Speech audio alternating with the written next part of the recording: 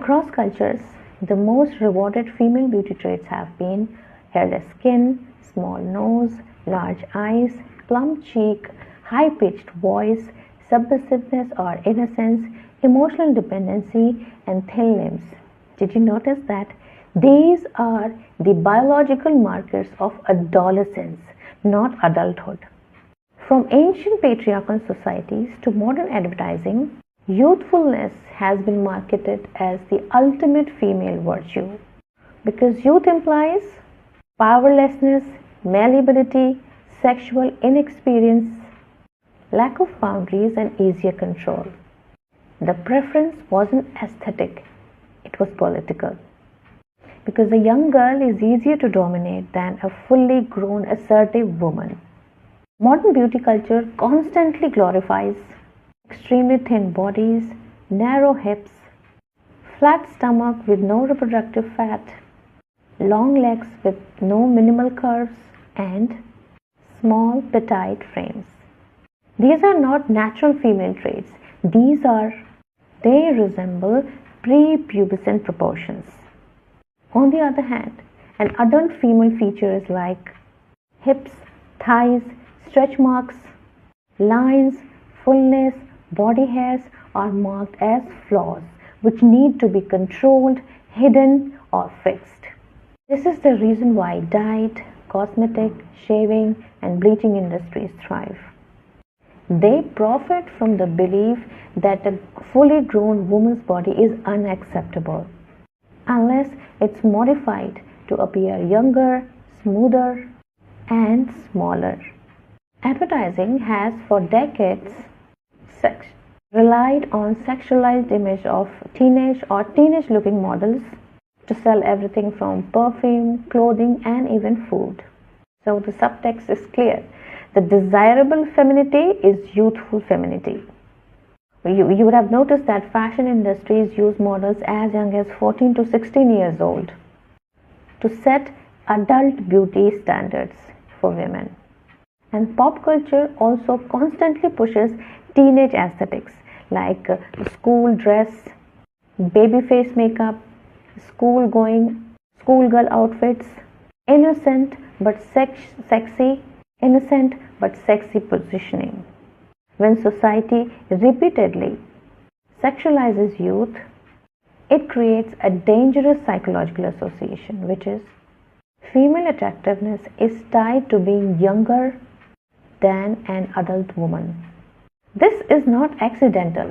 It's design rooted in male gaze, especially the gaze conditioned by patriarchal norms, not healthy adult attraction. Women are praised for being gentle, cute, soft, naive, sweet, quiet, obedient, non-threatening.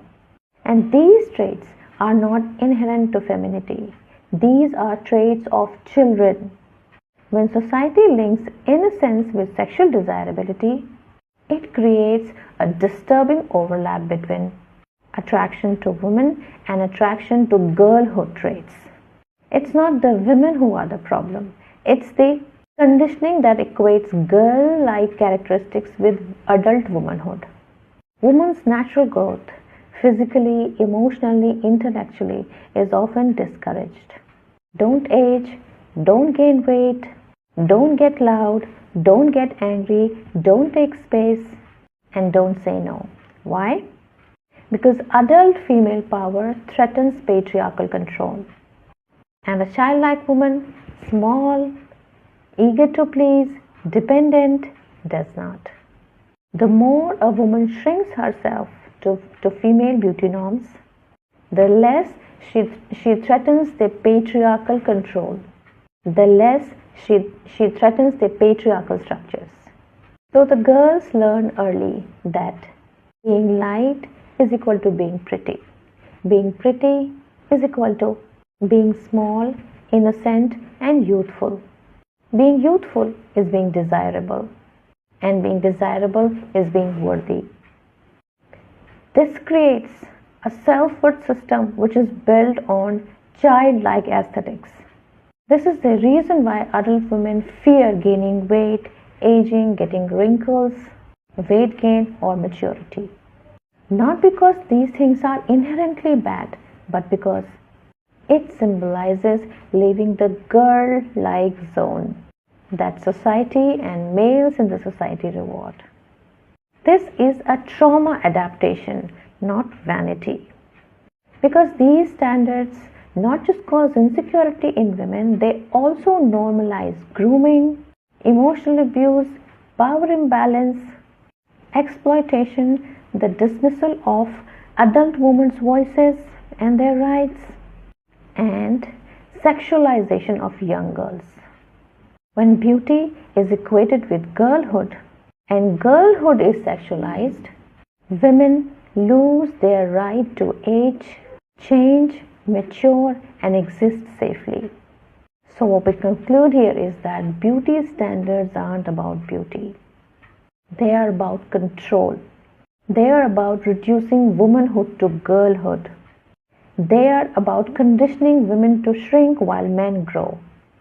And they are about creating a society where women fear more than injustice. The solution for women is not to fight for their own bodies, but to fight the root ideology that taught them that their bodies were the problem in the first place.